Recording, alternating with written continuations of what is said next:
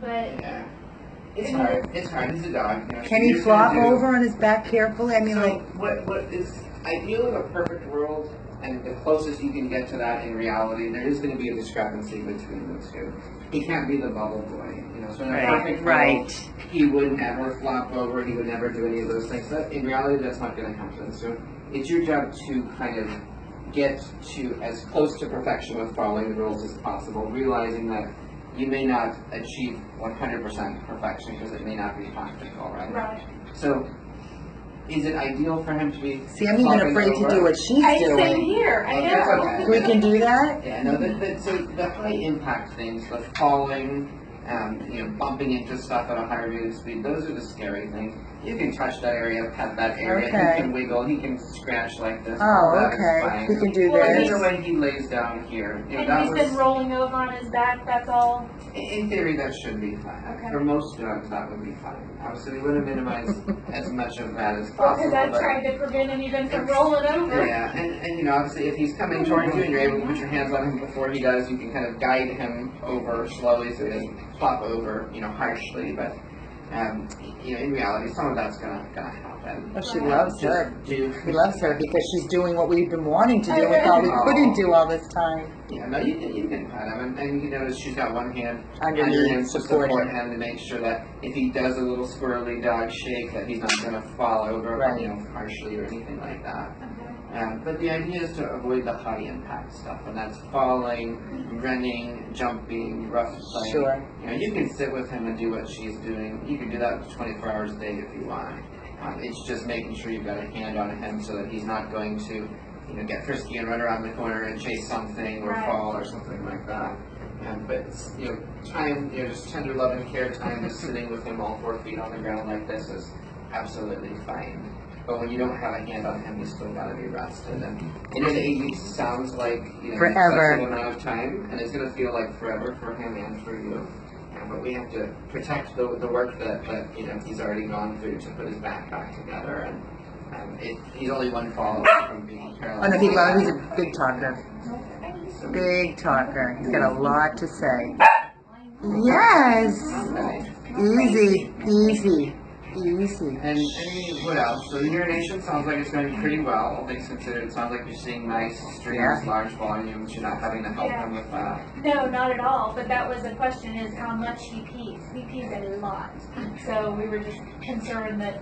He could pee every couple of hours, a full Yeah. bladder. Interesting. And he's not on any medications right Yeah, now. and when you say when he urinates a full bladder every few hours, how large of a volume are we talking? Well, he pees in grass, so I can't. But I mean, he goes for a while. But if we leave this on, Yeah, if this is on, which it always is, there's always a spot Yeah. like that every time I take it off. When you see him urinate outside, so when he's not wearing that and you take him out, he holds it until you go outside Yes. and voluntarily goes Yeah. outside. yes. And he's even lifting his legs, so he's feeling the sensation. Yeah, very good. And he's wagging his tail. Neurologically speaking, there's no association with the spine and increased urination. So one of two things, or at least three possibilities. One is that's a normal amount for him. The other possibility is that there's something unrelated that's making him drink more and therefore urinating more excessively, but it wouldn't be from his back. The third possibility is he not actually emptying his bladder completely. Right. And that's why it's seeming so frequent, but maybe he's not actually completely emptying it. So one thing you could do to kind of try that out would be to not have that on so that you can see if he's truly holding it until you get outside or whether you're finding leakage in the kennel and in his bedding and things like that. Okay. Because if you're finding urine on there and Outside. very frequently every time you take him out he's urinating some, it might be that he's not emptying it completely. Well, And if, just a portion is kind of coming out. in the kennel, he'll stand up and he'll lean forward, and you can tell he's He's peeing in this. Yeah. Yeah. He's feeling it. He knows what he's doing, for sure. Yeah. The question is, how effectively is he doing that? That's the part Right. I think we haven't maybe answered. Right. Yeah. And so one thing you can do is when you see him voluntarily urinate, when you're sure this is a dog that knows he's urinating, he's found that I've taken him outside, he's lifting his little leg or posturing, palpate his bladder afterwards, you know, so get him in and kind of go through the motions of putting your hands over his belly, like when we were showing you how to express him, Right. and see if you feel that he still has a bladder, meaning if after he urinates, supposedly, voluntarily, spontaneously outside, if you palpate and put your hands on his belly and you still feel that little water balloon in there, then he's not emptying it. Because after he urinates, it should be completely empty, where you can't find it. If you can still find it, he's not emptying it completely.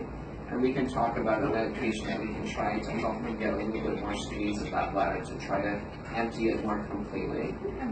But I first want to sort of get a sense for after you are sure he's urinated, you take him outside and you palpate, report back to us on kind of what the size of his bladder is. Right now his bladder is pretty small. Quit because after I peed, I wasn't feeling anything anymore. Good. And once they recover to a certain point, the goal, the hope is that you don't need to do that anymore. That that's a temporary bladder, and it seems like that may be the case. But if you will, next time he urinates, when we think that, okay, that was a nice urination, that looked like a good attempt, that, looked like a normal dog going potty, bring him in or wherever you're most comfortable in a high traction surface and palpate his bladder. And if you can't find it at all, then that was probably a legitimate urination and we don't have to worry about it as much.